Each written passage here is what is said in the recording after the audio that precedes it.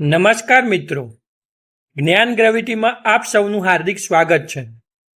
આજના આ વિડીયોમાં આપણે ધોરણ 12 ભૌતિકશાસ્ત્ર એનસીઈઆરટી પ્રકરણ 4 ગતિમાન વિદ્યુતભાર અને ચુંબકત્વના સ્વાધ્યાયનું સંપૂર્ણ અને સરળ ભાષામાં સોલ્યુશન જોવા જઈ રહ્યા છીએ। જો તમે ગુજરાત બોર્ડ, ગુજકેટ, જેડબલઈ અથવા નીટની તૈયારી કરી રહ્યા છો તો આ વિડીયો તમારા માટે ખૂબ જ ઉપયોગી બનવાનો છે।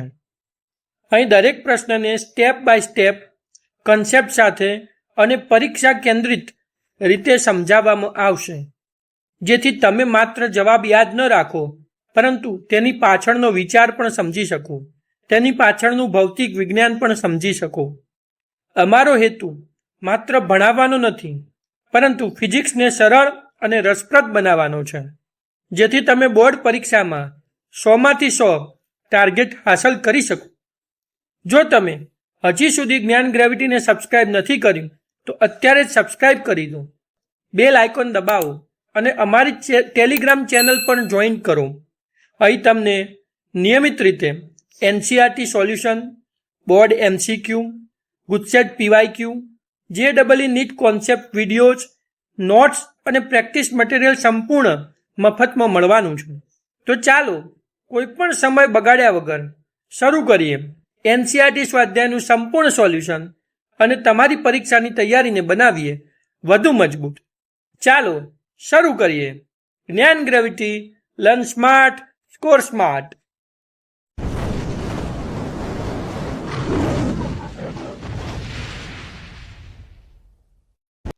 તો હવે આપણે ચોથા પ્રકરણમાં સ્વાધ્યાયના સોલ્યુશનમાં પ્રથમ દાખલો જોઈએ।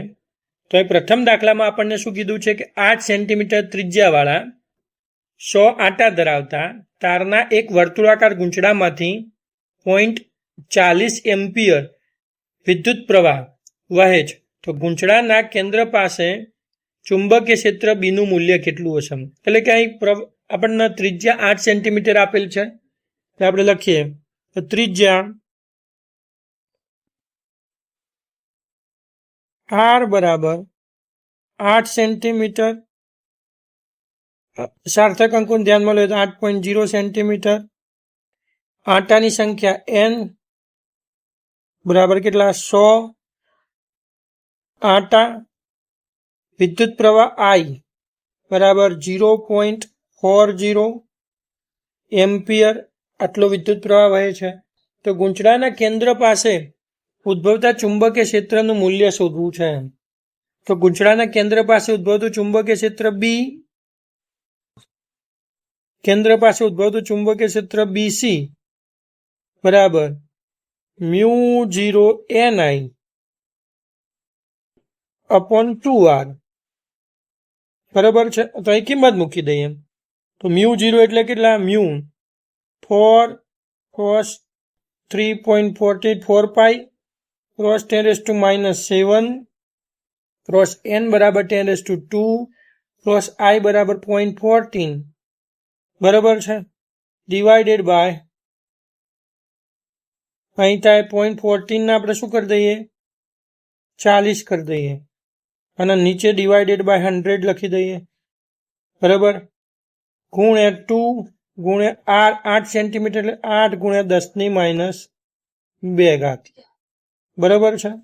તો આના 100 છે એના 10⁻+2 કરીએ તો અહીં +2 -2 જતા રહ્યા, પછી અહીં 2 જે છે એ 2 અહીં ચેકીને આપણે કરી દઈએ 20 બરાબર,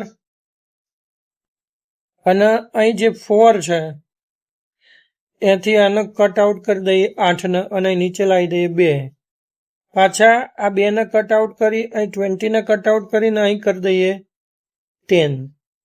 તો આપણો આન્સર સીધો થઈ જશે આટલો 3.14 ગુણ્યા 10⁻⁻7 + 3 એટલે 10⁻⁴ ટેસ્લા, આટલો આપણો આન્સર આવવો જોઈએ। 3.14 ગુણ્યા 10⁻⁴ ટેસ્લા। તો આપણે સરળતાથી સોલ્યુશન કરી દીધું, અહીં કેલ્ક્યુલેટરની કંઈ જરૂર નથી। તો આ રીતે આપણે પ્રથમ દાખલાનું સોલ્યુશન લાવી દીધું। ચલો, તો અહીં આપણને બીજો પ્રશ્ન શું પૂછ્યો છે કે એક લાંબા સીધા તારમાંથી 35 એમ્પિયર વિદ્યુત પ્રવાહ વહે છે અને તારથી 20 સેન્ટીમીટર અંતરે રહેલા કોઈ બિંદુ પાસે ચુંબકીય ક્ષેત્ર બીનું મૂલ્ય કેટલું હશે? તો ભાઈ આપણે લાંબા સીધા તારથી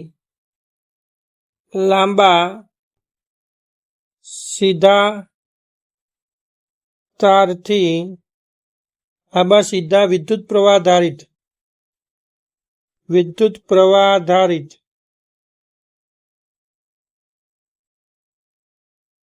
તારથી આર અંતરે આવેલા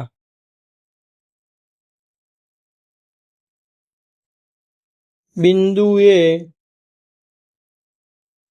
ચુંબકીય ક્ષેત્ર આપણે એમ્પિયરના સર્ટિકલના નિયમ પ્રમાણે શોધી શક્યા છે ને એનું મૂલ્ય. ચુંબકીય ક્ષેત્ર બી બરાબર શું થાય? μ0I upon 2πr. બરાબર. μ0 એટલે 4π cos 10⁻⁷ ગુણ્યા વિદ્યુત પ્રવાહ કેટલો છે 35 એમ્પિયર ભાગ્યા 2π ક્રોસ r એટલે 2 ગુણ્યા 20 સેન્ટીમીટર છે એટલે 20 ગુણ્યા 10⁻² મીટર. તો અહીં આપણે ઉડાડી દઈએ 2π 4π ઉડી ગયા, ઉપર વધ્યા 2, આ 2 ને આપણે મારી દઈએ કેન્સલ, અહીંયા નીચે કેન્સલ 20 અને અહીં થઈ ગયા 10. બરાબર. તો અહીં આપણી પાસે શું વધ્યું? જો કેન્સલ મારો, આ 10⁻² ઉડી ગયા એટલે ઉપર વધ્યા 10⁻5. આ 5 અને ઉપર પાછો આ એક ગયો, આ 10⁻5 વધ્યા હતા અને આ એક ઉપર ગયો એટલે 10⁻6, એટલે આપણી પાસે વધ્યા 35 ગુણ્યા 10⁻6 ટેસ્લા. બરોબર છે. તો આના આપણે હજુ એક પોઈન્ટ ખસીએ ડાબી બાજુ, તો 3.5 ગુણ્યા ઘાતમાં 1નો વધારો 10⁻6 વધતા એટલે 10⁻5 ટેસ્લા. આટલો આપણને જવાબ આવવો જોઈએ. તો આ રીતે આપણે બીજા સ્વાધ્યાયના બીજા પ્રશ્નનું સોલ્યુશન મેળવ્યું. ચલો, હવે સ્વાધ્યાયનો ત્રીજો દાખલો જોઈએ. એમાં શું કહે છે કે સમસ્થિતિજ સમતલમાં રહેલા એક લાંબા સીધા તારમાંથી 50 એમ્પિયર જેટલો વિદ્યુત પ્રવાહ ઉત્તરથી દક્ષિણ દિશા તરફ વહે છે. તારની પૂર્વમાં 2.5 મીટર અંતરે આવેલા કોઈ બિંદુ પાસે ચુંબકીય ક્ષેત્ર બીનું મૂલ્ય શોધો. તો પહેલા આપણે દિશા જોઈએ. તો આપણી પાસે આ છે પૂર્વ દિશા, આ છે પશ્ચિમ દિશા, આપણી પાસે છે ઉત્તર દિશા, આ છે દક્ષિણ દિશા અને આ નીચે તરફ, ટેબલની નીચે તરફ અને આ ટેબલની ઉપર તરફની દિશા છે. બરાબર છે. આવું એક સમસ્થિતિ લાલ કલરનું ટેબલ છે, એના પર આવો તાર પડેલો છે. આ તારમાં પ્રવાહ આ દિશામાં વહે છે. બરાબર છે. I બરાબર 50 એમ્પિયરનો પ્રવાહ ઉત્તરથી દક્ષિણ દિશામાં તારમાં વહે છે. અને આ તારથી આપણે આ તરફ જઈએ, આ તારથી કેટલા R બરાબર 2.5 મીટરે આપણે એક બિંદુ પસંદ કરીએ. ધારો કે અહીં કોઈક 2.5 મીટર એક બિંદુ આવેલું છે. આ બિંદુ આગળ આપણે શું કરવું છે? ચુંબકીય ક્ષેત્રનું મૂલ્ય શોધવું છે. આ બિંદુ આગળ આપણે શું કરવું છે? ચુંબકીય ક્ષેત્રનું મૂલ્ય શોધવું છે. આનું નામ આપ્યું બિંદુ P. તો આપણે ખબર છે કે ભાઈ તાર છે, તો તારથી વિદ્યુત પ્રવાહ આધારિત તારથી આર અંતરે આવેલા બિંદુએ ચુંબકીય ક્ષેત્રનું મૂલ્ય આપણે લખી શકીએ B is equal to μ0I upon 2πr. આ રીતે આપણે લખી શકીએ. μ0 ની જગ્યાએ આપણે શું લખીશું? 4π ક્રોસ 10⁻⁷ ક્રોસ I બરાબર કેટલા છે? 50 એમ્પિયરનો પ્રવાહ divided by 2 pi cross R, R કેટલા છે 2.5 મીટર. તો ચલો અહીંથી આ 2 પાઈ ઉડી ગયા, અહીં આન્સર આવ્યો 2. બરાબર, તો અહીંયા આપણે શું કરીએ, 50 દુ 100, 100 ભાગ્યા 2.5 ક્રોસ 10⁻⁻7, તો 100 ભાગ્યા 2.5 એ 40, 40 ગુણ્યા 10⁻⁷. તો આન્સર આવ્યો આપણું 4 ગુણ્યા 10⁻6 ટેસ્લા. આટલું મૂલ્ય થશે ચુંબકીય ક્ષેત્રનું. હવે એની દિશા શોધવી છે. તો દિશા કેવી થાય? તો દિશા શોધવા આપણે શું કરીશું? તો દિશા શોધવા માટે આપણે જમણા હાથનો અંગૂઠો આ રીતે ગોઠવીશું. તમે જેવો જમણા હાથનો અંગૂઠો આ દિશામાં ગોઠવો, તમારો અંગૂઠો છે, ધારો કે તમારો અંગૂઠો આમ ઉત્તરથી દક્ષિણ તરફ ગોઠવો, તો તમારા જમણા હાથની આંગળીઓ કઈ દિશામાં આવશે? પશ્ચિમ દિશામાં આ રીતે આવશે. બરોબર છે. હવે એ આંગળીઓ વાળશો ને પશ્ચિમથી પૂર્વ તરફ, તો એ આંગળીઓ વળીને, જમણા હાથની આંગળીઓ વળીને પશ્ચિમથી પૂર્વ તરફ જશે ને પૂર્વમાંથી વળીને આખી મુઠ્ઠી વાળશો ને તો પૂર્વમાંથી સપાટીમાંથી બહાર આવતી હોય ને તેમ દેખાય. તો આપણે અહીં લખી શકાય કે આપણા જે ચુંબકીય ક્ષેત્ર છે એની દિશા કેટલી થશે? તો આપેલ સપાટી પૂર્વ તરફ રહેલ સપાટી ને લંબ બહાર તરફ, બરાબર, પૂર્વ તરફ રહેલ સપાટીને લંબ બહાર તરફ ચુંબકીય ક્ષેત્ર આપેલા બિંદુએ હશે. સપાટીને લંબ બહાર તરફ, આ બિંદુ આગળ ચુંબકીય ક્ષેત્ર કેવું છે? આ સપાટીની લંબ બહાર તરફ આવતું હશે. બહાર તરફ આવતું એટલે આવું વર્તુળ કરીને ટપકું કરીશું, એટલે અહીંથી બહાર આવતું હશે ચુંબકીય ક્ષેત્ર, એમ દેખાશે. સપાટીની લંબ બહાર તરફ આવતું ચુંબકીય ક્ષેત્રની દિશા હશે. કેવી રીતે નક્કી થશે? તો જમણા હાથના સ્ક્રૂના નિયમની મદદથી, અથવા જમણા હાથના અંગૂઠાના નિયમની મદદથી બોલો તો પણ ચાલે. તો આ રીતે આપણે ચુંબકીય ક્ષેત્રની દિશા નક્કી કરી શકીએ. ચલો હવે ચોથો પ્રશ્ન જોઈએ. તો શું કહે છે કે માથા પરથી પસાર થતા વીજળીના તારમાં થી 90 એમ્પિયર વિદ્યુત પ્રવાહ પૂર્વથી પશ્ચિમ દિશા તરફ વહે છે. આ તારથી 1.5 મીટર નીચે ચુંબકીય ક્ષેત્રનું મૂલ્ય અને દિશા શું હશે? તો ભાઈ તમે અહીં જુઓ કે આ રીતે પૂર્વથી પશ્ચિમ તરફ આ દિશામાં પ્રવાહ વહે છે, વિદ્યુત પ્રવાહ I, અને એનાથી 1.5 મીટર એટલે તારથી આર અંતરે આવેલા બિંદુએ ચુંબકીય ક્ષેત્રનું મૂલ્ય કેટલું થાય? ચુંબકીય ક્ષેત્રનું મૂલ્ય B બરાબર આપણે કેટલા લખી શકીએ? μ0I અપોન સૂત્ર તો 2πr સૂત્ર છે સીધું. તો B ઇઝ ઇક્વલ ટુ આપણે લખી શકીએ 10⁻⁷, અથવા આખું લખીએ, ચાલો 4π ક્રોસ 10⁻⁷ ક્રોસ 90 ડિવાઇડેડ બાય અહીં કેટલા થયા? 2π ક્રોસ 1.5.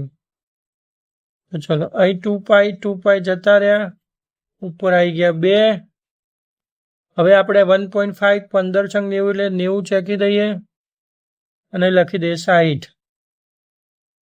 બરાબર, તો 60 દુ 120, 120 ગુણ્યા 10⁻⁷, મતલબ કે 1.2 ગુણ્યા 10⁻5 ટેસ્લા આપણી પાસે ચુંબકીય ક્ષેત્રનું મૂલ્ય થાય. બરાબર, ખૂબ સરળતાથી આપણે ગણી કાઢ્યો દાખલો. હવે ચુંબકીય ક્ષેત્રની દિશા જોવી છે, તો જમણા હાથના અંગૂઠાના નિયમ પ્રમાણે જોવું છે દિશા. તો દિશા કઈ તરફ થાય? તો ભાઈ તમે જુઓ, જમણા હાથના અંગૂઠાનો નિયમ વાપરો કે તમારો અંગૂઠો છે એ પ્રવાહની દિશામાં મૂકો અને તમે આંગળીઓ જોશો ને તો તમારી આંગળીઓ ઉપર તરફ જશે, ઉત્તર દિશા તરફ રહેશે.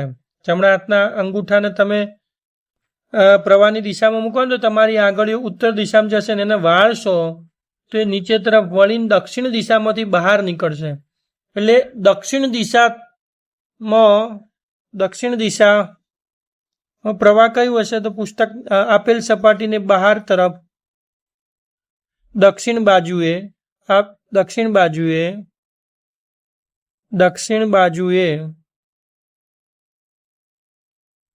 આપેલ સપાટીને બહાર તરફ ચુંબકીય ક્ષેત્ર નીકળશે. આ બિંદુએ ચુંબકીય ક્ષેત્ર કેવું હશે તો બહાર આવતું દેખાશે આપણને. ઉત્તર બાજુએ જોયું હોત તો ઉત્તર બાજુએ અંદર પ્રવેશતું અને દક્ષિણ બાજુએથી બહાર નીકળતું હોય. એટલે કે આપેલ બિંદુએ બરાબર છે દક્ષિણ બાજુએ આગળ આપણે લખી શકીએ આપેલ બિંદુએ દક્ષિણ બાજુએ આપેલ સપાટીને બહાર તરફ, એટલે કે આપેલ જે સપાટી છે આ તમને જે સ્ક્રીન દેખાય છે સ્ક્રીનમાંથી બહાર આવતું હોય આપણી તરફ, એ રીતે ચુંબકીય ક્ષેત્ર આપણને જોવા મળશે. તો આ રીતે આપણે ચોથો દાખલો પૂર્ણ કર્યો. ચલો પાંચમો દાખલો શું કહે છે કે 0.15 ટેસ્લાના નિયમિત ચુંબકીય ક્ષેત્ર સાથે 30° કોણ બનાવતી દિશામાં રહેલા તારમાંથી 8 એમ્પિયર વિદ્યુત પ્રવાહ વહે છે. તો આ તાર પર એકમ લંબાઈ દીઠ લાગતું ચુંબકીય બળ. તો ભાઈ નિયમિત ચુંબકીય ક્ષેત્રમાં મૂકેલા વિદ્યુત પ્રવાહ ધારિત તાર પર લાગતું ચુંબકીય બળ કેટલું થાય? તો ચુંબકીય બળ આપણે સૂત્ર ખબર છે કેટલું થશે? ચુંબકીય બળ F બરાબર ILB sin થીટા.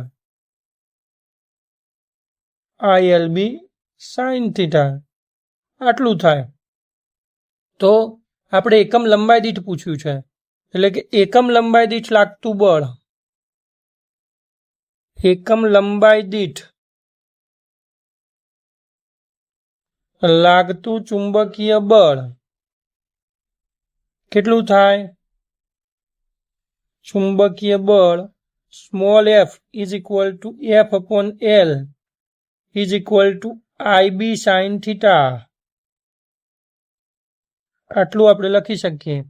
આમ તો સદિશ સ્વરૂપે કહેવું હોય તો IL ક્રોસ B લખીએ છીએ આપણે, પણ અહીં મૂલ્ય સ્વરૂપે માગ્યું છે એટલે આપણે લખીએ છીએ.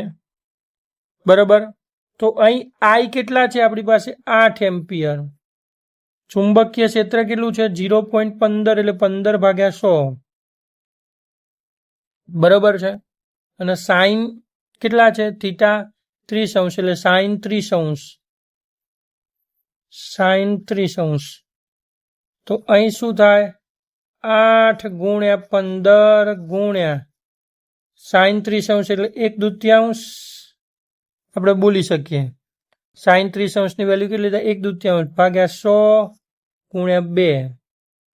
બરાબર છે. તો અહીંથી તો બહુ સરળ થઈ જાય. 2 એટલે થઈ જાય 4. બહુ સરળ. હવે 4 આપણે ઉડાડી દઈએ તો નીચે આવી જાય 25. 100 રિમૂવ થઈને નીચે આવી ગયા 25. હવે આપણી પાસે છે આન્સર શું? 5×3 ડિવાઇડેડ બાય 5×5. બરાબર છે. તો 5 ઉડી ગયા તો આપણી પાસે 3/5 આવશે. 3/5 આપણને બહુ સરળતાથી આવડી જાય. 3/5. હવે આમાં કોઈને ખબર ના પડે તો શું કરવાનું હોય? ક્રોસ 10 ડિવાઇડેડ બાય આપણે 30 5 6 30 થયા. 30 થયા. 30 આપણે 30 વડે કરવા છે તો અહીં આપણે ઉડાડી દઈએ તો અહીં 5 6 30 એટલે જવાબ 6 આવે. પણ 6માં આપણે 3 30 કરવા જગ્યાએ નીચે 10 વડે ભાગવા પડે ને, એટલે એકચ્યુઅલી આપણો આન્સર કેટલો થાય? 0.6. 6/10 થાય. બરાબર છે. એટલે 3/5 એટલે 0.6 થવો જોઈએ. તો 3/5 ન્યૂટન ઇન્ટુ મીટર ઇનવર્સ આટલું બળ લાગશે. ન્યૂટન એકમ લંબાઈ દીઠ છે ને, newton into metre inverse. Newton પ્રતિ મીટર બોલો તો પણ ચાલે. તો આટલું બળ લાગે. તો આ રીતે આપણે 5મા દાખલાનું સોલ્યુશન જોયું. ચલો હવે આપણી પાસે સ્વાધ્યાયમાં 6થો દાખલો છે. એમાં શું કીધું છે કે 30 સેન્ટીમીટર લંબાઈના તારમાંથી 10 એમ્પિયર વિદ્યુત પ્રવાહ પસાર થાય છે, જેને એક સોલેનોઇડમાં તેની અક્ષને લંબ રૂપે મૂકેલો છે. તો સોલેનોઇડની અંદર ચુંબકીય ક્ષેત્ર 0.27 ટેસ્લા આપેલ છે. તો આ તાર પર કેટલું ચુંબકીય બળ લાગશે? તો ભાઈ તાર છે એ સોલેનોઇડની અંદર લંબ રૂપે મૂકેલો છે. બરોબર છે. તો તાર પર લાગતું ચુંબકીય બળ આપણે શોધવું છે. એટલે જો સોલેનોઇડની વાત કરી આ રીતે દાખલાને આપણે થોડીક સમજીએ તો ભાઈ આપણી રીતે આપણી પાસે આવો એક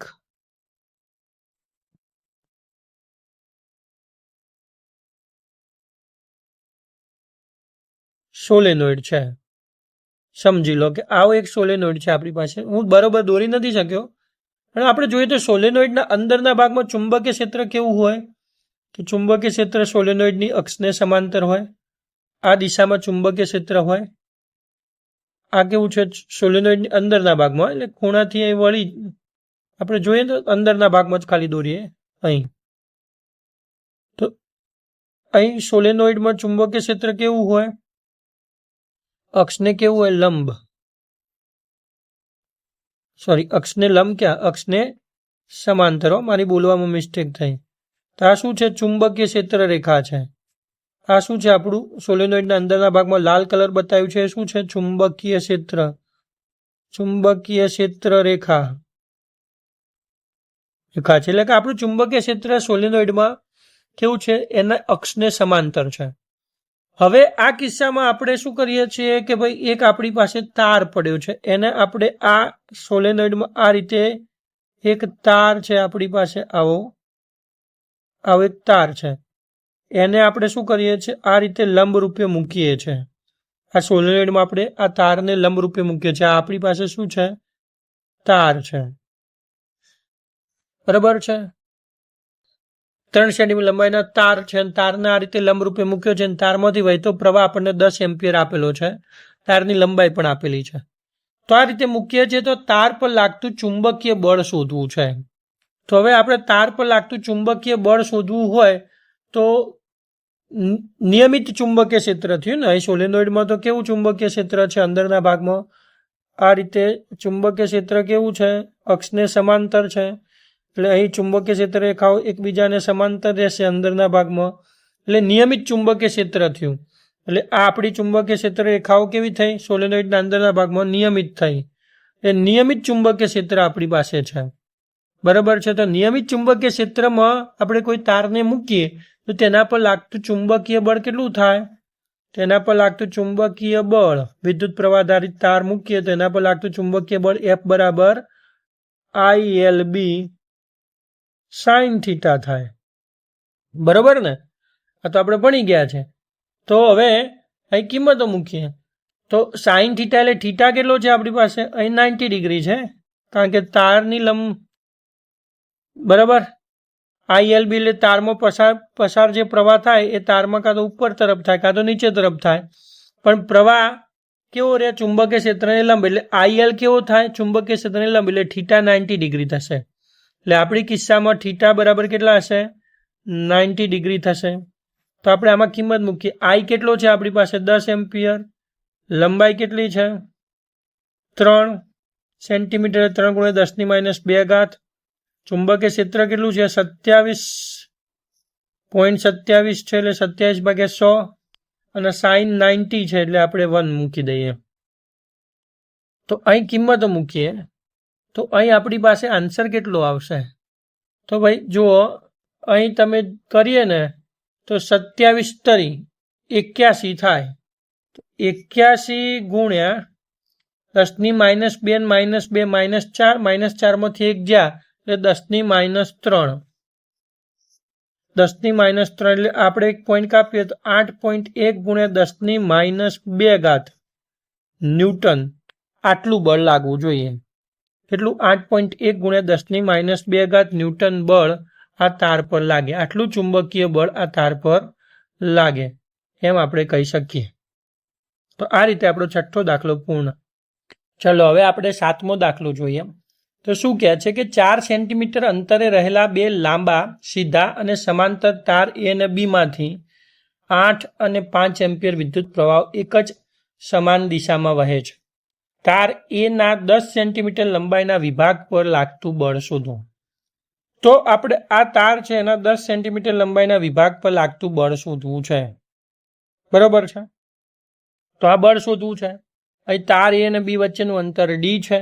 તો આપણે બે સમાંતર તારો છે એ બે સમાંતર તારો વચ્ચે લાગતું બળ કેટલું થાય. તો બે સમાંતર તારો વચ્ચે લાગતું બળ F બરાબર μ0 IA/IB ડિવાઇડેડ બાય બે તાર વચ્ચેનું અંતર 2πd ઇન્ટુ એકમ લંબાઈ દીઠ એટલે L જે લંબાઈ છે ગુણ્યા ટોટલ લંબાઈ L બરાબર જેટલા વિભાગ પર તાર એ માટે 10 સેન્ટીમીટરની લંબાઈ આપણે લીધેલી છે. તો બસ આમાં કિંમત મૂકો. તો 4 પાઈ ક્રોસ 10⁻⁻7 ગુણ્યા I એ કેટલા છે 8 એમ્પિયર, IB કેટલા છે 5 એમ્પિયર, લંબાઈ L 10 સેન્ટીમીટર, 10 ગુણ્યા 10⁻² ડિવાઇડેડ બાય 2 પાઈ ક્રોસ 2 વચ્ચેનું અંતર 4 સેન્ટીમીટર, 4 ગુણ્યા 10⁻². તો અહીં આપણું 10⁻², 10⁻² જતા રહ્યા, 4 જતા રહ્યા, 8 જતા રહ્યા, 2 આવી ગયા, પાછા 2 પાઈ જતા રહ્યા, 4 પાઈ જતા રહ્યા, 2 પાઈ જતા રહ્યા, 4 પાઈ જતા રહ્યા, અહીં ઉપર આવી ગયા 2. ચલો તો અહીં આપણી પાસે શું થયું 2 પંચા 10 થયા, એટલે અહીં 2 એમને એમ રાખીએ ગુણ્યા 10⁻7 અને આ 10 ગુણ્યા 10 અહીં 5 આપણે 10 કેવી રીતે થયા તો 2 ગુણ્યા 5 એટલે 10, 10 ગુણ્યા 10 એટલે 100. તો 100 10⁻7 માંથી 100 બાદ એટલે 10 થી 2 બાદ કરો તો 10⁻5 આપણો આન્સર આવે. એટલે 2 ગુણ્યા 10⁻5 ન્યૂટન. આ બળ કેવું હશે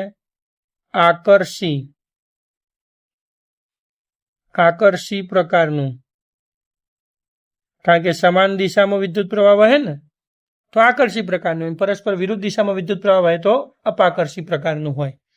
તો અહીં જવાબ શું આવશે આકર્ષી પ્રકારનું બળ હશે.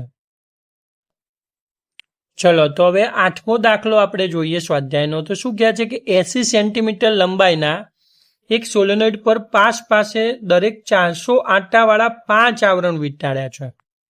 એટલે 400 આંટાવાળા 5 આવરણ વીંટાળેલ છે. એટલે ટોટલ આંટાની કુલ સંખ્યા કેટલી થઈ? તો આંટાની કુલ સંખ્યા આપણે પહેલા શોધી કાઢીએ. આંટાની કુલ સંખ્યા n બરાબર 5 ગુણ્યા 400, 400 ના 5 આવરણ એટલે 4 ગુણ્યા 500 સોરી 5 ગુણ્યા 400 તો કેટલા થયા 2000 આંટા. આંટાની કુલ સંખ્યા આટલી થઈ 2000 આંટા છે. હવે સોલેનોઇડનો વ્યાસ 1.8 સેન્ટીમીટર છે. જો સોલેનોઇડમાંથી 8 એમ્પિયરનો વિદ્યુત પ્રવાહ હોય તો તેના કેન્દ્ર પાસે તો વ્યાસ આપણને આપેલો છે સોલેનોઇડનો, એને કંઈ આપણે જરૂરમાં લેતા નથી, આપણે તો સોલેનોઇડની લંબાઈથી મતલબ છે. તો ચુંબકીય ક્ષેત્ર બી શોધવું છે. તો કેન્દ્ર પાસે ચુંબકીય ક્ષેત્ર, તો સોલેનોઇડમાં કેન્દ્ર પાસે સોલેનોઇડ માંથી પસાર થતું ચુંબકીય ક્ષેત્ર અથવા સોલેનોઇડ હોય તો તેના સોલેનોઇડના કેન્દ્ર પાસે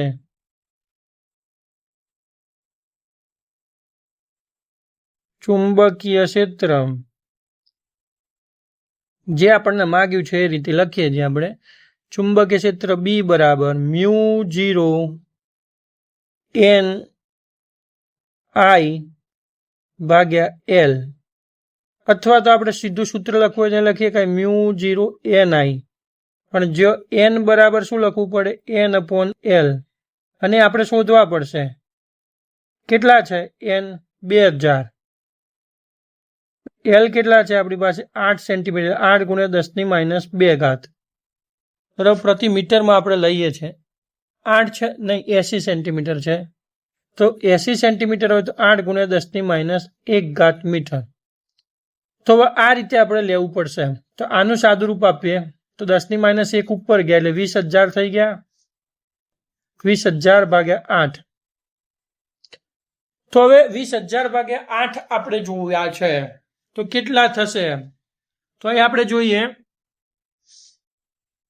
તો અહીં છે ને એક સાદું સ્વરૂપ આપણે આ રીતે લખીએ. 8ના જગ્યાએ આપણે લખીએ છીએ અહીં સરળ સ્વરૂપ 4 ગુણ્યા 2. બરોબર છે, 4 ગુણ્યા 2 લખીએ તો આપણને બહુ સરળ સ્વરૂપ મળી જશે કે અહીં 4 ચેકી દઈએ અને અહીં આપણે લખી દઈએ સીધા 5. તો 5000 ભાગ્યા 2 થઈ ગયા તો કેટલા થયા 2500. બરાબર 2500 આંટા પ્રતિ મીટર થઈ ગયા. આંટા પ્રતિ મીટર. બરાબર તો એકમ લંબાઈ દીઠ આંટાની સંખ્યા કેટલી થઈ 2500. 2500 આંટા પ્રતિ મીટર આપણો જવાબ આવ્યો. તો અહીં આપણે અહીં મૂકી દઈએ રે કિંમત. તો આ કેટલા થયા? 4 પાઈ ક્રોસ 10⁻⁷ ગુણ્યા 2500 એટલે 2500 એટલે 25 ગુણ્યા 10⁻², ગુણ્યા આઈ કેટલા છે? 8 એમ્પિયરનો પ્રવાહ પસાર થાય છે એટલે ગુણ્યા 8. આટલું આપણી પાસે થયું. બરોબર છે.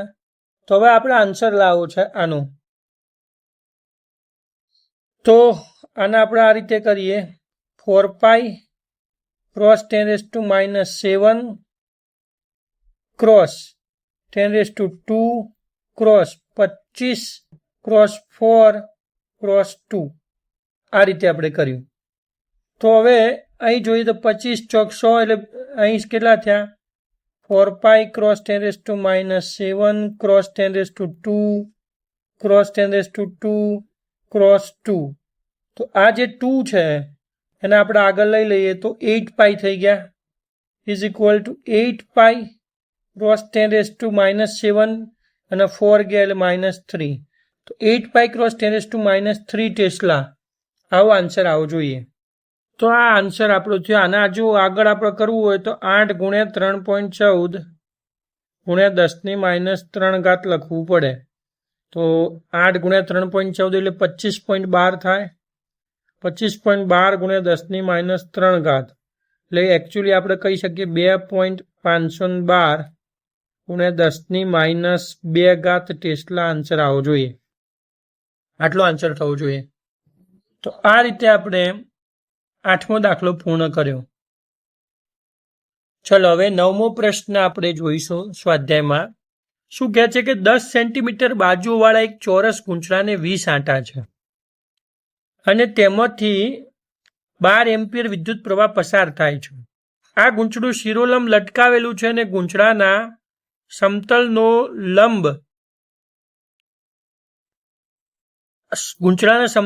લંબ એટલે કે ક્ષેત્રફળ સદિશ 0.8 ટેસ્લા મૂલ્યના સમસ્થિતિજ નિયમિત ચુંબકીય ક્ષેત્ર સાથે 30° કોણ બનાવે છે.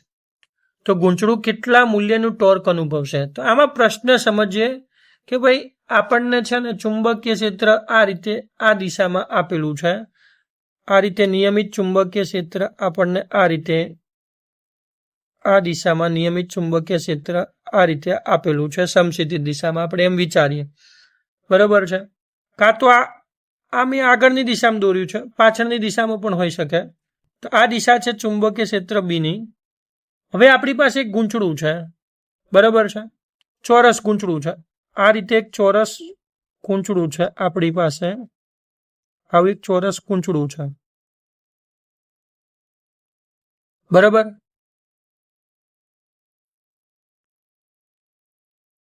પણ ચોરસ ગૂંચળું આ રીતનું છે, આ રીતનું પડેલું છે. ચોરસ ગૂંચળાનો જે ક્ષેત્રફળ સદિશ છે, આપણે ચોરસ ગૂંચળા થોડુંક વધુ વ્યવસ્થિત રીતે ગોઠવીએ આ રીતે. તે ચોરસ ગૂંચળાનો જે ક્ષેત્રફળ સદિશ છે આ રીતે આ દિશામાં, કારણ કે આ 90° હશે. બરોબર છે. ગૂંચળા સાથે 90° બનાવે. પણ ચુંબકીય ક્ષેત્ર સાથે આ જે ક્ષેત્રફળ સદિશ છે એ શું કરે છે? 30° કોણ બનાવે છે. બરોબર છે. આ રીતે ચોરસ ગૂંચળું પડેલું છે. તો આ ચોરસ ગૂંચળા પર લાગતા ટોર્કનું મૂલ્ય શોધવું છે. તો આપણને ટોર્કનું મૂલ્ય તો ખબર છે. Torque is equal to NIAB sin θ. કિંમત મૂકી દો. n કેટલા છે? 20 આંટા. બરોબર છે. I કેટલો છે? 12 એમ્પિયર. હવે ક્ષેત્રફળ શોધવું છે. તો ચોરસનું ક્ષેત્રફળ એ બરાબર શું થાય? 10 ગુણ્યા 10 એટલે 100 સેન્ટીમીટરનો સ્ક્વેર. બરોબર છે. ઇઝ ઇક્વલ ટુ 10⁻² મીટરનો સ્ક્વેર. એ આપણે લખવું પડે. અહીં શું થશે? 10⁻². બી કેટલું છે? 0.8 એટલે 80/100 અને sin θ એટલે sin 30° છે. બરોબર છે.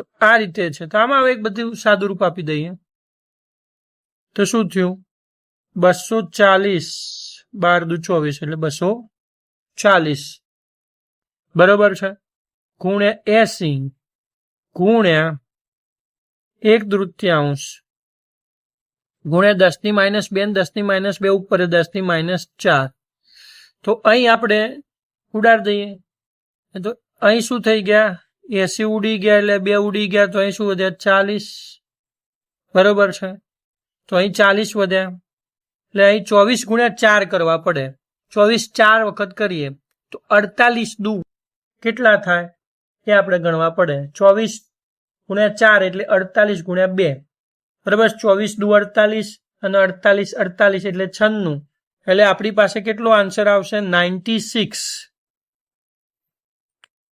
ક્રોસ અને આ 2 શૂન્ય છે એટલે 2 શૂન્યની 10 ની 2 ઘાત ગુણ્યા 10 ની -4 ઘાત અહીં 240 ગુણ્યા 40 કરો એટલે 96 જવાબ આવે તો અહીં આપણી પાસે આન્સર કેટલો આવ્યો 96 ક્રોસ 10⁻² ટેસ્લા ચુંબકીય નહીં ટોર્ક શોધવાનું છે ને તો આપણી પાસે આવ્યો 96 ક્રોસ 10⁻². બરાબર જો આપણે પોઈન્ટ કાપીએ તો 0.96 ન્યૂટન ઇન્ટુ મીટર આટલો શું થાય ટોર્ક લાગે આ ગુંચડા પર લાગતું ટોર્કનું મૂલ્ય કેટલું થાય 0.96 ન્યૂટન ઇન્ટુ મીટર આટલા મૂલ્યનું ટોર્ક ગુંચડું અનુભવશે એમ આપણે કહી શકીએ. તો આ રીતે આપણો સ્વાધ્યાયનો 9મો દાખલો પૂર્ણ થાય છે. ચલો હવે આપણે સ્વાધ્યાયનો 10મો દાખલો જોઈએ. શું કહે છે 10મો દાખલો કે બે ચલિત ગુંચડાવાળા મીટરો M1 અને M2 છે અને એમની વિગતો આપણને આપી છે R1 N1 A1 B1 સ્વરૂપે આપી છે અને એ રીતે બીજા ગુંચડા માટે R2 N2 A2 અને B2 આપેલી છે. બંને મીટર માટે સ્પ્રિંગ અચળાંક કેવા છે સરખા છે મતલબ કે K1 = K2 છે એમ આપણે કહી શકીએ. તો M2 અને M1 ના વિદ્યુત પ્રવાહ સંવેદિતાનો ગુણોત્તર શોધો મતલબ કે SI2 / SI1 શોધવો છે. SI2 / SI1 બરાબર છે.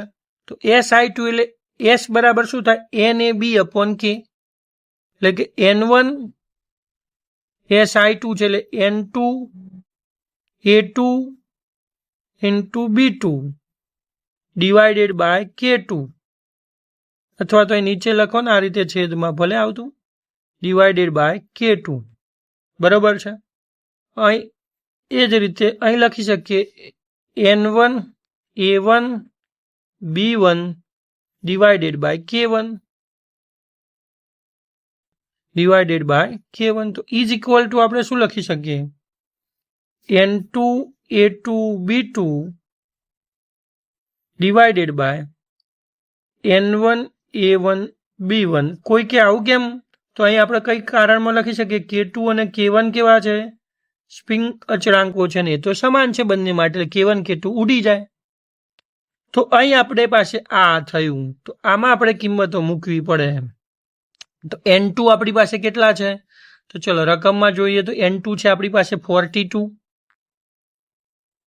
ક્રોસ A2 કેટલા છે 1.8 ગુણ્યા 10 - 3 ઘાત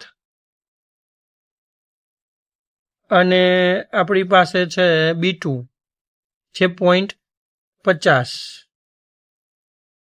બરાબર છે 0.50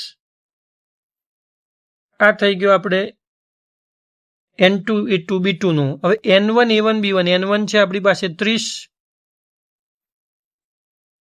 A1 છે આપણી પાસે 3.6 ક્રોસ 10⁻³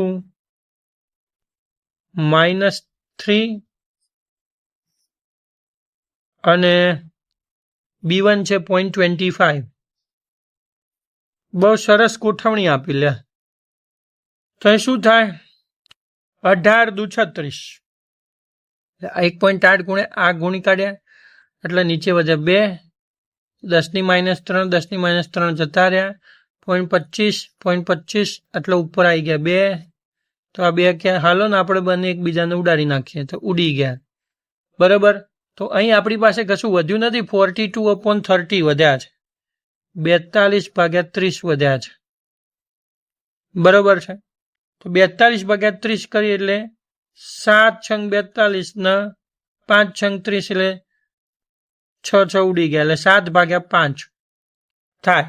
તો 7/5 એટલે આપણે ગણીએ તો આપણે આને કન્વર્ટ કરીએ, ઉપર 10 ઉપર શું કરીએ 2 વડે ગુણીએ, નીચે 2 વડે ગુણીએ એટલે 5 × 2 તો 7 દુ 14 કે 5 દુ 10 ડાયરેક્ટ આન્સર 1.4 આપણો આન્સર આવે। અહીં ગુણોત્તર છે એટલે કોઈ એકમ બેકમ આવશે નહીં, બરાબર। આ મેં એટલા માટે કર્યું કે ભાઈ કેલ્ક્યુલેટર વાપરનાર વિદ્યાર્થીઓને બહુ ટેવ પડી ગયો એટલે આવો સીધો ભાગાકાર મગજમાં હુજે નહીં લે, પણ આ ઇઝી હોય, કેલ્ક્યુલેટર વાપરવાની જરૂર જ નથી ક્યાંય કોઈ દાખલામાં।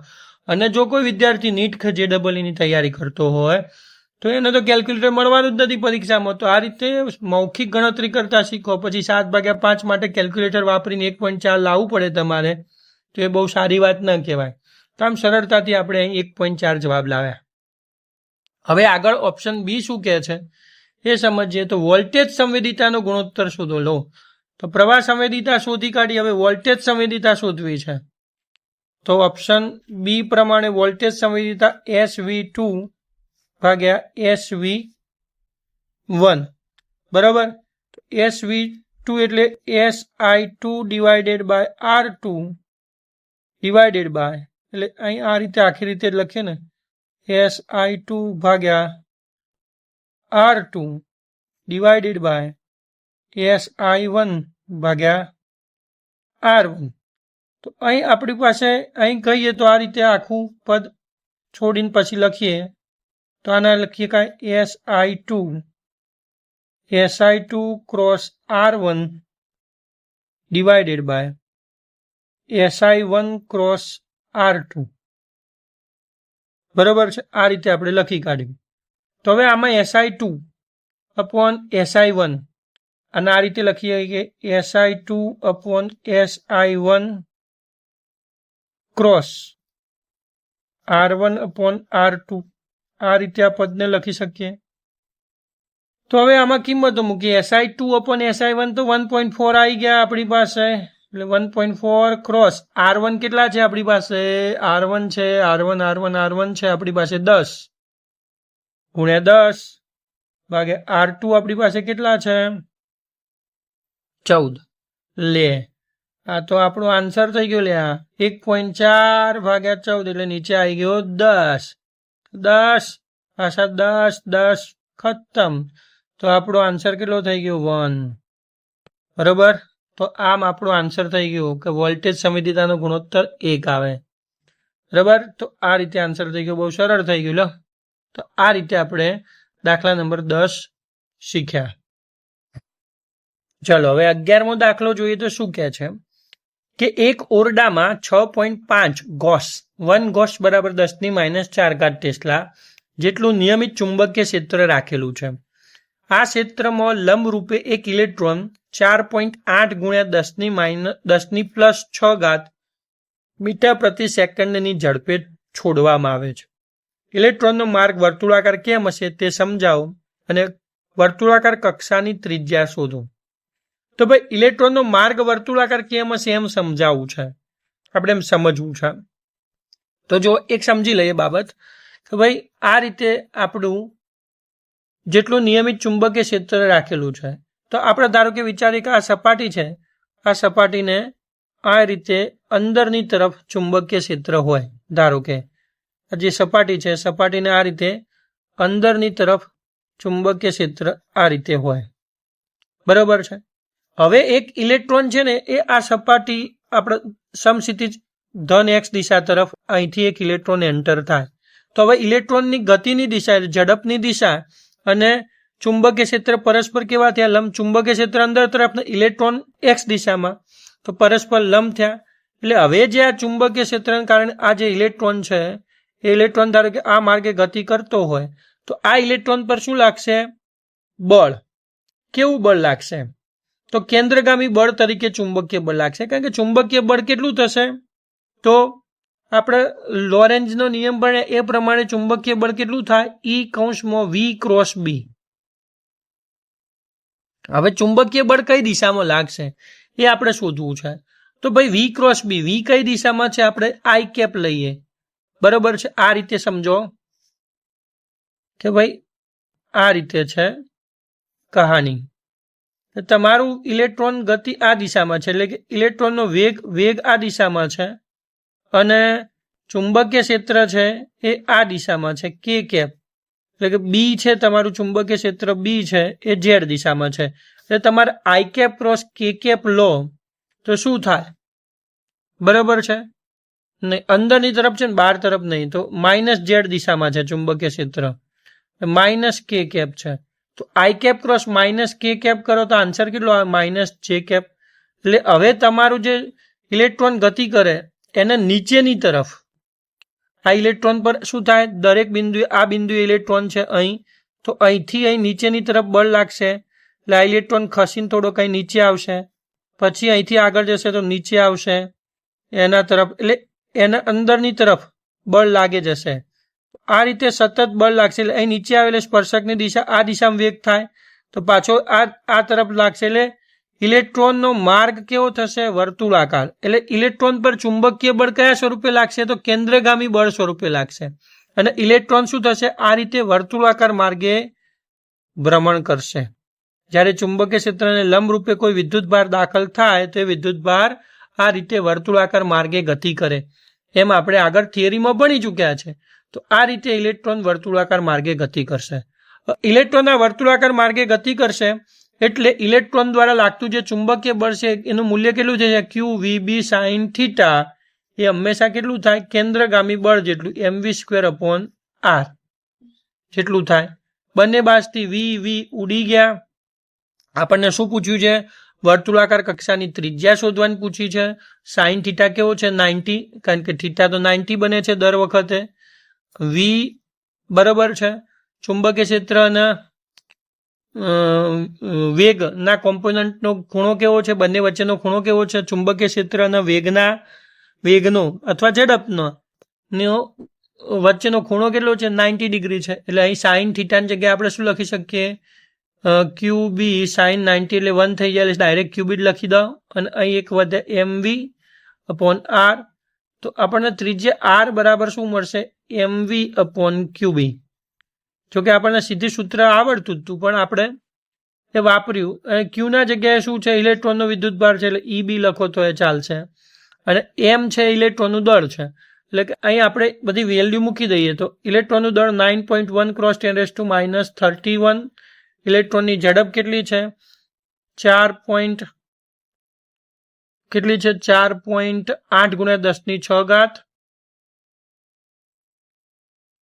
ભાગ્યા ઇલેક્ટ્રોનનો વિદ્યુત ભાર 1.6 × 10⁻19 અને ચુંબકીય ક્ષેત્ર કેટલું છે આપણી પાસે? 6.5 × 10⁻⁴. 6.5 × 10⁻⁴. તો ચલો આપણે હવે શું કરીશું? તો એ ઉઠાઈએ. 16 × 16, 16 × 32, 16 × 48, એટલે અહીં 3 આવી ગયા. બરાબર છે. તો 9.1 × 3/6.5 એટલે આપણો આન્સર કેટલો થશે? 4.2 × 10⁻² મીટર. મતલબ આન્સર આવશે 4.2 સેન્ટીમીટર. જોવું હોય તો જોઈ લેજો, ગણી કાઢજો. જોઈએ 9.1 × 3 કેટલું? તો ભાઈ 183 થયા. બરાબર છે. 90 × 3 એટલે 183 ક્યાં? 270 અને 273, 273 થયા. 273 ભાગ્યા 65 કરો એટલે આપણને લગભગ 42ની આસપાસ જવાબ મળશે. એટલે ઘણી જોઈ 273 ભાગ્યા 65 કરીએ તો 273 ભાગ્યા 65 કરો તો આપણો આન્સર 4.2 થાય. બરાબર છે. 65, 65, 65 એવા 4 વખત અને 0.2 વખત કરો એટલે આપણો આન્સર 273 થાય. તો હું એ રીતે જ ગણું છું, તમને આવડવું જોઈએ ફટાફટ ગણતરીમાં. તો ભાઈ અહીં થાય 90 * 270, 1 * 3 એટલે 270 + 3 એટલે 273. 273 ભાગ્યા 65 કરવાના છે. તો 273 ભાગ્યા 65 કેવી રીતે કરી શકો? તો 65 ચોક, 65 ચોક કેટલા થયા? તો 5 ચોક 20ની 0 અને 6 ચોક 28. એટલે આપણે એ રીતે કરીએ તો આપણને આન્સર 4.2 મળે. બરોબર છે, એટલે આ રીતે આપણો જવાબ કેટલો થયો? 4.2 ગુણ્યા 10 - 2 મીટર. આ 19 ઘાત છે. 19 ને 4 કેટલા થયા? 23. 23 ઉપર ગયા એટલે પ્લસ 23 ને 6 29. 29 માંથી 31 ગયા એટલે 10 - 2 વધે, એટલે આપણું આન્સર થાય 4.2 ગુણ્યા 10 - 2 મીટર. તો ગણતરી બહુ સરળ છે. જો તમને આવડતું હોય સાદી રીતે તો કેલ્ક્યુલેટર વાપરવાની જરૂર નથી, મૌખિક ગણતરી કરી શકો છો. પણ તમારા ઘડિયા પાકા હોવા જોઈએ અને ગણતરી સાદુરૂપ આપવાની થોડીક ઝડપી હોવી જોઈએ. હું તમને આ બધું સિમ્પલી સમજાવું છું કે કેલ્ક્યુલેટર વિના પણ આવી ગણતરીઓ સરળતાથી થઈ શકે. બરોબર છે, તો કેલ્ક્યુલેટર બને ને ત્યાં સુધી ઓછું વાપરો, તો શું તમે જાતે જ ઝડપી ગણતરી કરી શકો. જ્યાં લાગે કે ગણતરી નથી થાય એવી તો ફટાફટ કેલ્ક્યુલેટર વાપરવા માંડવાનું, સમય નહીં બગાડવાનો. પણ જ્યાં જરૂર નથી લાગતી કે કેલ્ક્યુલેટરની જરૂર નથી તો ત્યાં વાપરતા નહીં, ત્યાં જાતે જ ગણો. ચલો, તો 12મા પ્રશ્નમાં આપણને કહ્યું છે કે ભાઈ આગળનો જે પ્રશ્ન હતો ને એમાં ઇલેક્ટ્રોનના ભ્રમણની આવૃત્તિ શોધો. તો ભાઈ ભ્રમણની આવૃત્તિનું સૂત્ર શું છે? તો ઇલેક્ટ્રોનના ભ્રમણની આવૃત્તિ, ઇલેક્ટ્રોનના ભ્રમણની આવૃત્તિ નું સૂત્ર આપણે ઓલરેડી થિયરીમાં સાબિત કરી ચૂક્યા છે. કોઈને યાદ છે? હા, શું છે? F ઇઝ ઇક્વલ ટુ આવૃત્તિ F is equal two QB/2πm. સરસ. ઓકે, તો અહીં આપણે Q એટલે ઇલેક્ટ્રોનનો વિદ્યુત ભાર છે, એટલે EB લખો તો પણ ચાલે. બરાબર, અથવા Q એટલે વિદ્યુત ભાર રાખો તો પણ ચાલે, તમારા ઉપર ડિપેન્ડ છે. તો અહીં શું થયું? ઇલેક્ટ્રોનનો વિદ્યુત ભાર 1.6 ગુણ્યા 10 - 19 ઘાત. ચુંબકીય ક્ષેત્ર આપણને કેટલું આપ્યું હતું? 6.5 ગુણ્યા 10 - 4 ઘાત.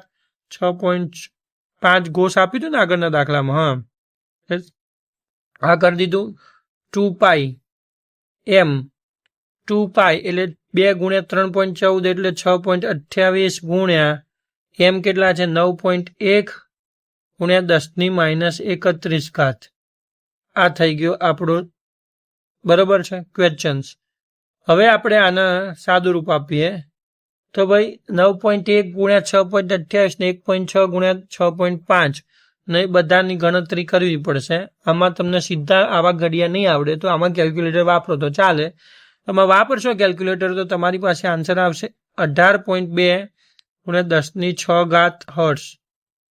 એટલે આન્સર આમાં કિંમતો મૂકીએ પ્રમાણે આન્સર સોલ્યુશન કરીએ તો કેટલા થશે? 18.2 10 - 6 કાઢી દઈએ તો મિલિયન હર્ટ્ઝ અથવા મેગા હર્ટ્ઝ બોલવું હોય તો બોલી શકાય. તો આટલી આવૃત્તિ થશે ઇલેક્ટ્રોનના ભ્રમણની. આ ખૂબ મોટો જવાબ આવ્યો કહેવાય. આટલી બધી મોટી આવૃત્તિ હોય છે ઇલેક્ટ્રોનના ભ્રમણની. તો આ રીતે આપણે 12મો દાખલો શોધ્યો. ચલો, હવે 13મા દાખલામાં 2 ભાગમાં આપણને પ્રશ્ન પૂછ્યો છે. પહેલો ભાગ શું કહે છે કે 1 ટેસ્લા જેટલા નિયમિત સમક્ષિતિજ ચુંબકીય ક્ષેત્રમાં 8 સેન્ટીમીટર ત્રિજ્યા અને 30 આંટા ધરાવતું વર્તુળાકાર ગૂંચળું લટકાવેલ છે, જેમાંથી 6 એમ્પિયર વિદ્યુત પ્રવાહ પસાર થાય છે.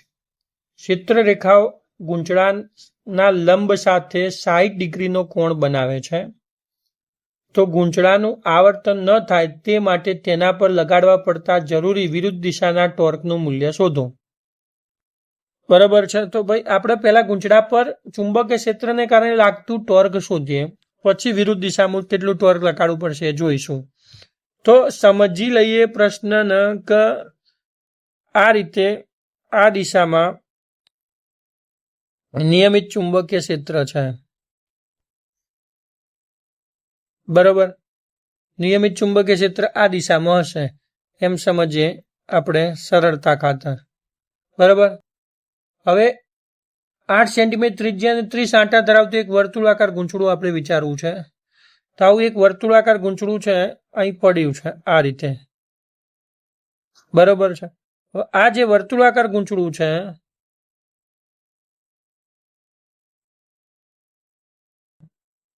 ધારો કે આ રીતે કંઈક પડેલું છે. હવે વર્તુળાકાર ગૂંચળાનો જે લંબ ઘટક છે, બરોબર છે, અહીંથી આપણે ધારો કે આ રીતે દોરીએ તો વર્તુળાકાર ગૂંચળાનો જે આ લંબ ઘટક છે જેના ક્ષેત્રફળ સદિશ પણ કહીશું આપણે એ, અને આ ચુંબકીય ક્ષેત્ર બી વચ્ચે 60 ડિગ્રીનો કોણ બને છે. બરોબર છે, તો હવે આ કિસ્સામાં લાગતું ટોર્ક આપણે શોધવું છે. તો પછી ચુંબકીય ક્ષેત્રના કારણે લાગતું ટોર્ક ટાઉ બરાબર કેટલું થાય? આપણે NIAB sin theta, NIAB sin theta બરાબર છે. નીબા બોલો તો પણ ચાલે. તો NIAB sin થીટા બરાબર, NIBA બોલો તો ચાલે નીબા. તો NIAB sin થીટામાં આપણે કિંમતો મૂકીએ તો n કેટલા છે? આપણી પાસે 30 આંટા ધરાવતું ગૂંચળું છે. જો વિદ્યુત પ્રવાહ કેટલો છે આપણી પાસે? વિદ્યુત પ્રવાહ 6 એમ્પિયરનો વિદ્યુત પ્રવાહ છે.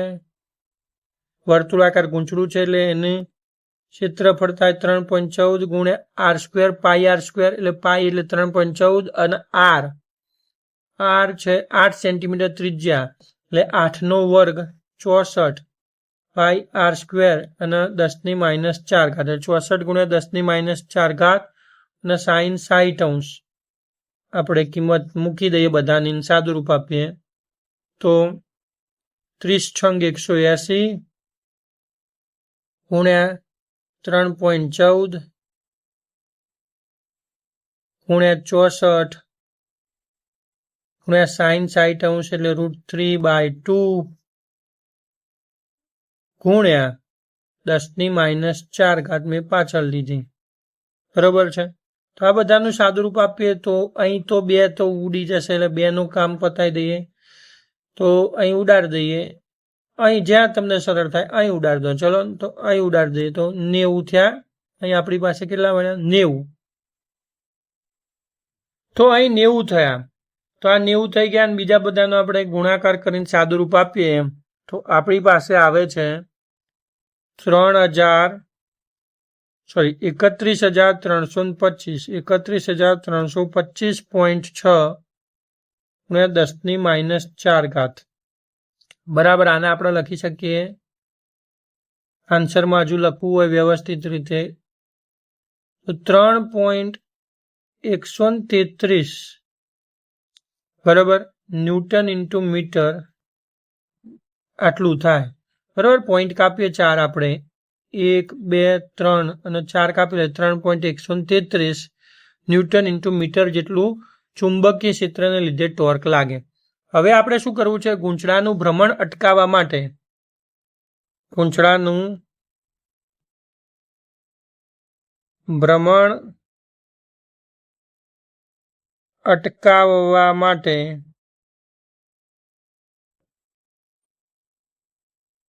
શું કરવું છે? તે માટે અટકાવવા માટે લગાડવું પડતું ટોર્ક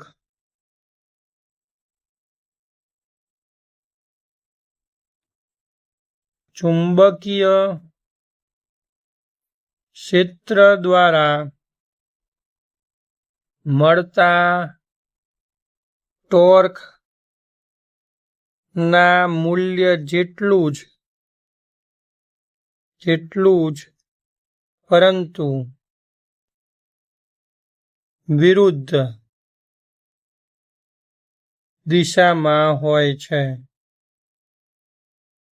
આ લીટી લખવી ફરજિયાત છે.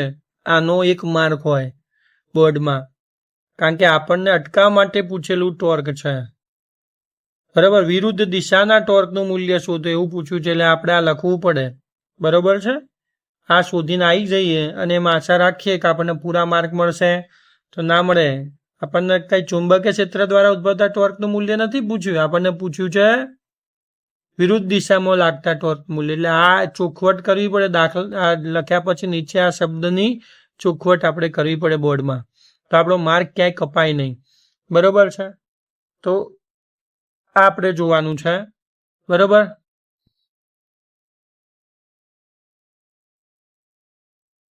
હવે બીજો ભાગ શું કહે છે કે જો એમાં દર્શાવેલ ગૂંચળાની જગ્યાએ અનિયમિત આકારનું બીજું કોઈ સમતલ ગૂંચળું રાખવામાં આવે, વર્તુળાકારના જગ્યાએ કોઈ અનિયમિત આકારનું ગૂંચળું રાખવામાં આવે કે જેનું ક્ષેત્રફળ પણ એટલું જ હોય, તો તમારો જવાબ બદલાશે. તો અહીં આપણા ક્ષેત્રફળ એટલું જ છે, ક્ષેત્રફળ અચળ છે. તો આપણું જે સૂત્ર છે ટોર્કનું, એ torque tau is equal to NIAB sine theta. આ જે સૂત્ર છે, આ સૂત્રમાં શું છે, n કેવા છે ભાઈ, n અચળ છે, આટાની સંખ્યા એટલી ને એટલી જ રાખી છે. પ્રવાહ પણ કેવો છે, અચળ છે. ક્ષેત્રફળ પણ આપણે શું કરી દીધું, અચળ છે. ચુંબકીય ક્ષેત્ર તો નિયમિત છે એટલે એ તો અચળ જ છે. અને શું કીધું છે, બસ ખાલી બીજો બધું એમને એમ જ રાખવાનું,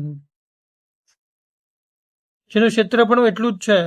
અને થીટા પણ એટલું જ રાખીએ, થીટા પણ અચળ રાખીએ, અચળ છે. તો અહીં આપેલ સૂત્ર પરથી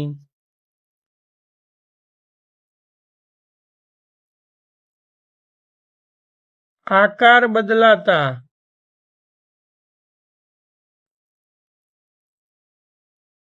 ટોર્કનું મૂલ્ય બદલાશે નહીં,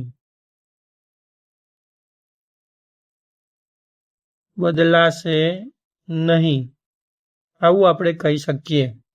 બરાબર. આકાર બદલાય તો ટોર્કનું મૂલ્ય બદલાય નહીં. ટોર્કનું મૂલ્ય બદલવા માટે કાં તો આટાની સંખ્યા બદલવી પડે, કાં તો વિદ્યુત પ્રવાહ બદલવો પડે, કાં તો ક્ષેત્રફળ બદલવું પડે, કાં તો ચુંબકીય ક્ષેત્રનું મૂલ્ય બદલવું પડે, કાં તો તમારે ક્ષેત્રફળ સદિશ એ અને ચુંબકીય ક્ષેત્ર વચ્ચેનો ખૂણો બદલવો પડે. તો અને તો જ ટોર્કનું મૂલ્ય બદલાય, બાકી બદલાય નહીં. એટલે તમે આકાર ચોરસ લો, લંબચોરસ લો, અનિયમિત આકાર લો, વર્તુળ લો, પણ એ બધા માટે જો આ અચળ રહેતું હોય, ગમે તે આકાર લો, પણ બધા માટે જો આ મૂલ્ય અચળ રાખવામાં આવે તો ખાલી આકાર બદલવાથી ટોર્કનું મૂલ્ય બદલાતું નથી. સમજ પડી? તો તમને સરળતાથી આ એક્સરસાઇઝ ખબર પડી હશે. ચેપ્ટર 4 NCERT આપણી જે પાઠ્યપુસ્તક છે ગુજરાત બોર્ડનું, NCERT આધારિત છે, એટલે એના આ સ્વાધ્યાયને આપણે સરળતાથી ઉકેલો. તમે આના પાછળનું ફિઝિક્સ પણ વ્યવસ્થિત રીતે સમજ્યા હશો, અને આ સ્વાધ્યાય તમે આ વિડીયો જોશો ધ્યાનપૂર્વક તો તમને સ્વાધ્યાય સરળતાથી સમજાશે. પણ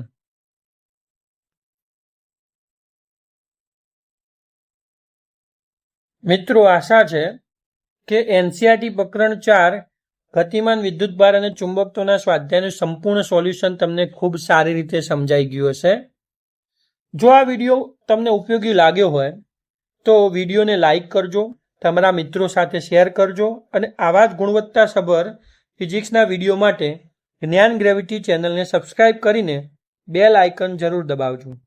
જો કોઈ તમને પ્રશ્ન હોય, શંકા હોય અથવા સૂચન હોય તો નીચે કોમેન્ટમાં જરૂર લખજો. હું શક્ય તેટલી વહેલી તકે તેનો જવાબ આપવાનો પ્રયત્ન કરીશ.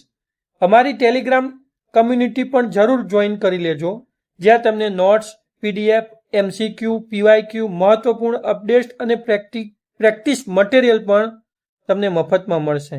તો આગામી વિડીયોમાં આપણે ફરી એક નવા અને મહત્વપૂર્ણ ફિઝિક્સના ટોપિક સાથે મળીશું, જેમાં આપણે પ્રકરણ 4ના ગુજસેટના PYQનું આપણે સોલ્યુશન લઈશું.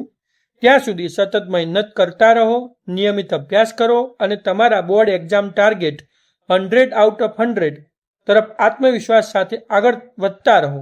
જય હિન્દ, વંદે માતરમ, જય જય ગરવી ગુજરાત.